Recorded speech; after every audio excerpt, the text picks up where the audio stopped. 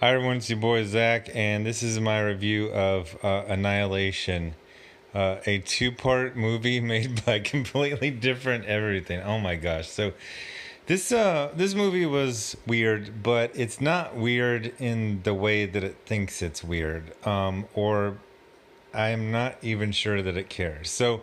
If you got YouTube, you probably hit the watch later a couple times, and then YouTube kind of hides the watch later, and on a lot of the platforms, like you got to go to library, whatever. So I'm always having way more videos in there than I thought I did, and I never quite catch up.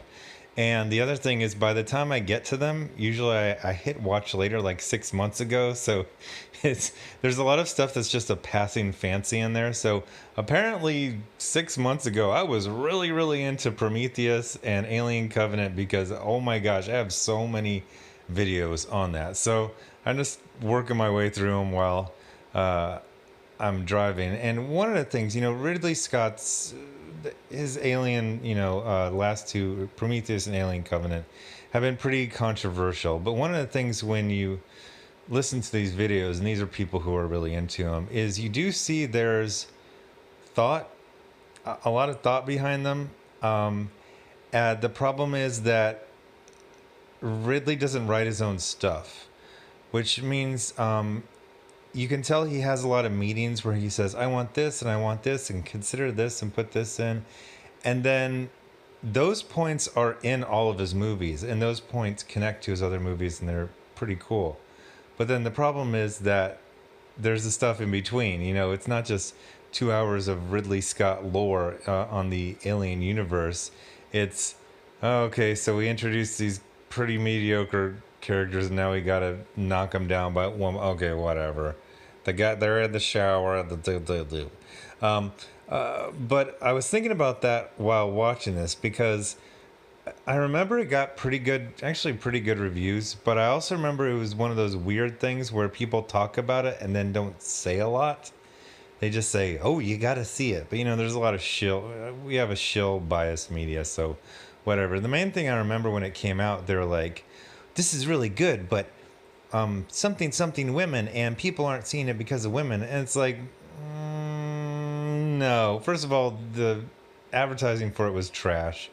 All I knew was it was something sci-fi, but everyone looked sad in all the trailers, and it really didn't give you much more than that.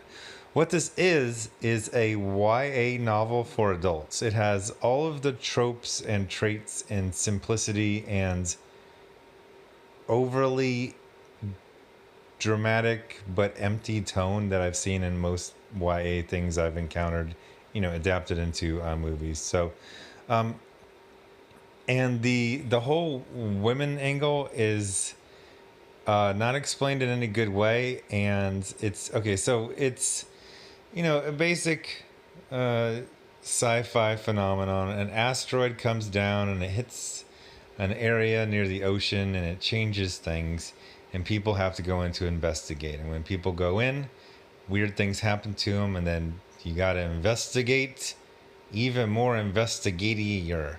The problem is there's this weird turgid tone. That was kind of hard to say. Weird turgid, weird turgid tone.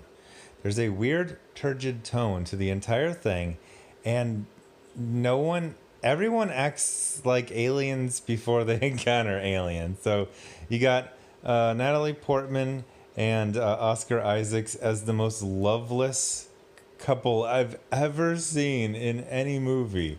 There's a lot of people without emotions. I mean, they have a loveless marriage, and then there's a passionless affair, and there's a bunch of women, the dog's scratching herself, a bunch of women who kind of just like each other because they're all women, but they don't really have any personality, and they go on a mission that has no parameters or standards, that is just to do something somewhere. So Oscar Isaacs, whose name is Kane, and I don't think they ever give him his first name. I just think it's funny they're trying to do this pseudo-intellectual sci-fi, and they give the guy a wrestler name. So Oscar Isaacs, who does not look or behave anything like a soldier, we get all these like home scenes, and then he comes back, and he's all weird. He's been gone for an entire year, and they didn't know anything about this. So that's not a real thing. The whole it's like I'm on a secret mission. I remember when I was in the Marines, and then I had a friend, she was in the Navy, and she was supposedly seeing a guy who was in the Marines, and he would disappear for a month or two. And she would say, like, oh, he's in LA, he's on a secret mission. And I just, oh, it's so embarrassing. It's like, you're in the military. You shouldn't believe dumb lies that civilians believe. Like, there aren't secret missions that last for, like, no, that's not a real thing. Even, like, special forces and Navy SEALs, like, they literally tell their families, like, hey, I'm deploying to, Qatar, and we might operate out of Qatar, but you can call me here. Here's my email. Da, da, da, da, da. Like, there's no such thing as a secret mission where you just disappear for a year. So then he starts going into cardiac arrest or something. And then she goes into the ambulance, and then suspecting weird stuff. So she ends up getting kidnapped by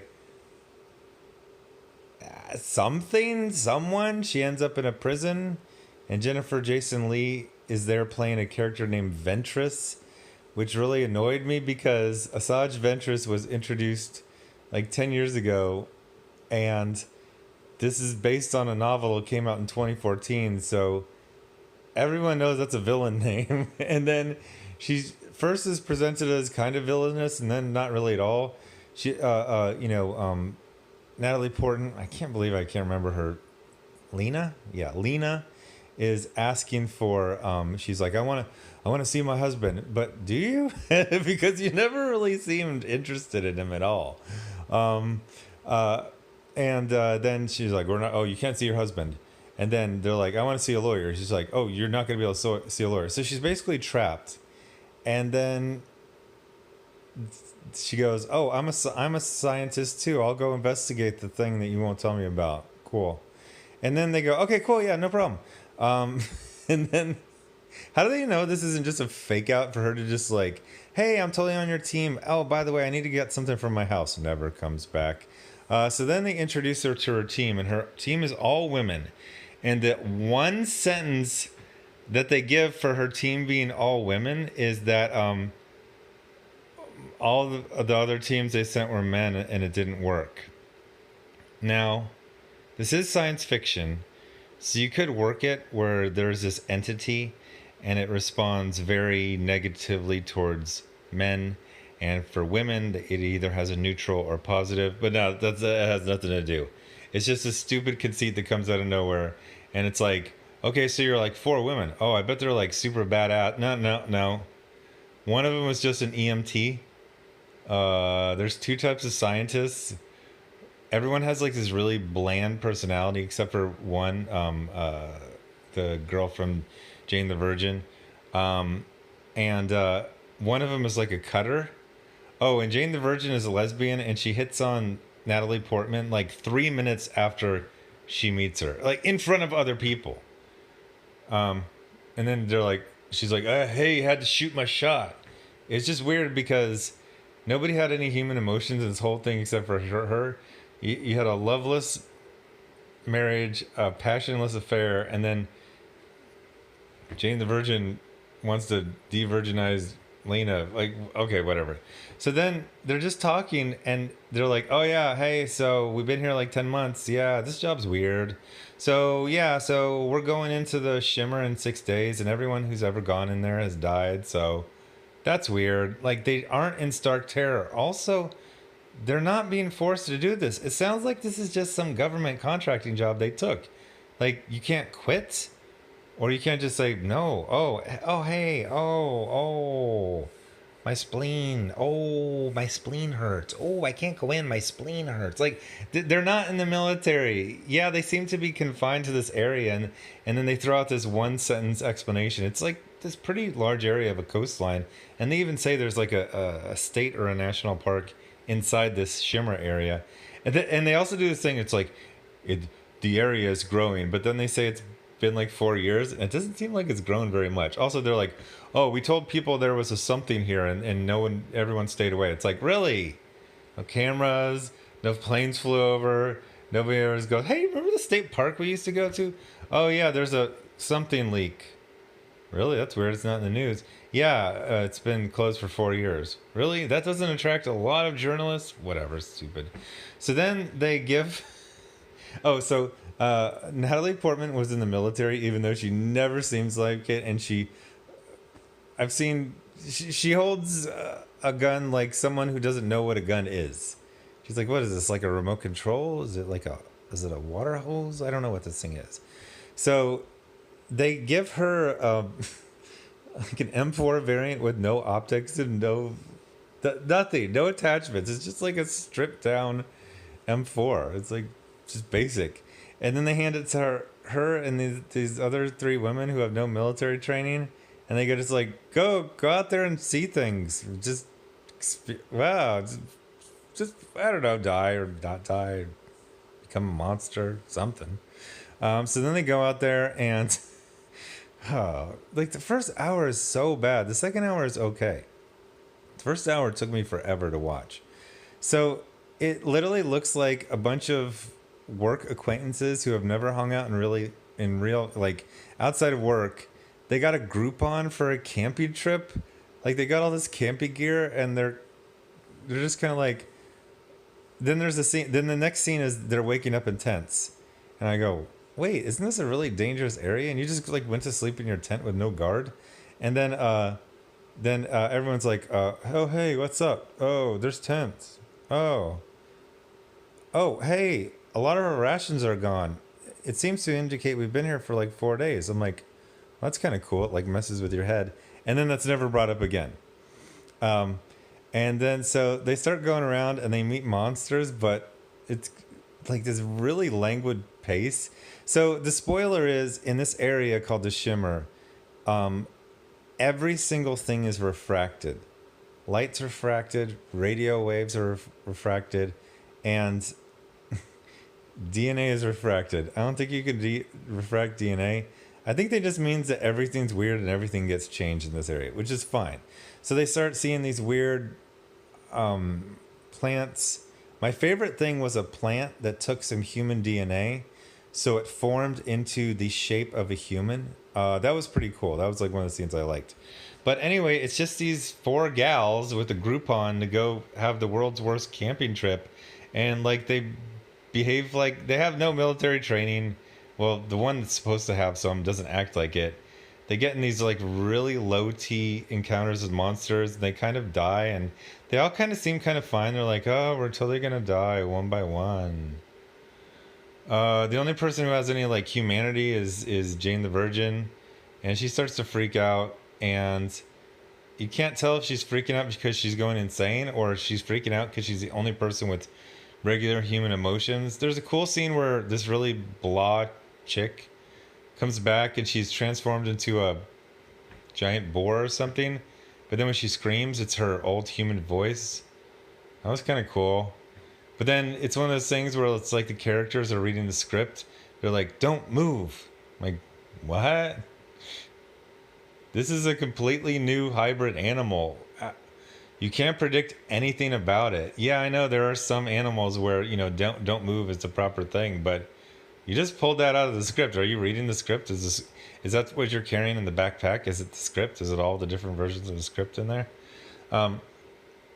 So people die one by one, and then first they're lost and they're spinning around, but then they just kind of can go places they want. Well, let's go to the coast and then we'll go up and down. But didn't you just say you just like blank out for days at a time, and you're just kind of spinning and you can't, okay, whatever. So then one by one everyone turns into a plant or a monster, and then Natalie Portman goes there, and then it actually kind of gets kind of cool. Like the last 30 minutes, I think it's the thing that attracted Alex Garland, who, you know, he did 28 Days Later. He did, which is actually pretty cool. That's a good movie. He did Judge Dredd, a couple other things. The Beach, I never saw it. But you can see, oh, this is why he took this gig. Okay, so they go into this, the lighthouse, and it's really trippy, and you're meeting this alien entity, and the alien was actually kind of cool, but I mean, the alien's like the last 15 minutes. And uh, then we find out that Kane was dead, and it was just an alien who took his shape. And then it might Natalie Portman might have been switched with the alien that took her shape or not. And then she blew everything up with a white phosphorus grenade. And then, but I thought there was a meteor, but I guess maybe all the material from the meteor was burned up. And it ends.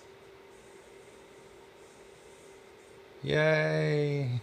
I don't think so. Getting back to the thing about Ridley Scott, if you look at these people who are really into his movies and they start explaining the mythology, and there's some contradictory parts, but a lot of the stuff he did in Alien Covenant and Prometheus, it kind of creates some new mysteries, but it ties up a lot of old ones. And there's a plan. The main thing is the execution, scene by scene. Oh, there's these generic astronauts. They don't have a lot of depth, whatever. But man, like, this is just nothing. Like, this feels like a movie that was being filmed while it was being written. And I know there's a novel. I skimmed the Wikipedia. Seems like they changed a lot. But yeah, no, this was not good. There was a couple of good little bits. Oh, by the way, I gotta do one shout out. Tessa Thompson. So I've only seen Tessa Thompson, who was Valkyrie in Thor Ragnarok, and two other things. She was Valkyrie, who I found kind of annoying because she was just like a yes queen. Women are awesome. We do everything awesome. Yeah. And then I saw her in Portlandia, where she actually had a little funny little storyline. She was a personal trainer who basically does whatever will motivate you. So since Carrie Brownstein was kind of into her, she started like having like a fake relationship with her. And then what's his name, the guy, at the end she goes, oh, I could just tell you were one of those weird guys who's into being ignored. He goes, I really am. it was pretty funny. So I only know her from those two things. And I saw her in the trailer for Men in Black 3 or 4, whatever, the most recent one, and she seemed really annoying in that one. But she was great in this one. She was playing this really shy, introverted cutter, and she did a really good performance. Like, the script gave her almost nothing to work with. Like, I don't know what's going on, but the script was kind of trash. But every time she had a line, or just even in the background, like she was so different than every other thing I've ever seen her in. So I was like, oh, that's some really good acting. But yeah, no. No, no, no, no, no, no, no, no. Oh my gosh, no. So, I mean, I don't know. It's on Amazon Prime Video. Go check out the last 5 minutes.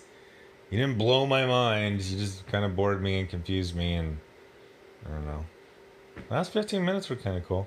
Anyway, so thanks for watching, and I don't know what I'm going to watch next. Maybe Sicario. Thanks for watching. Bye.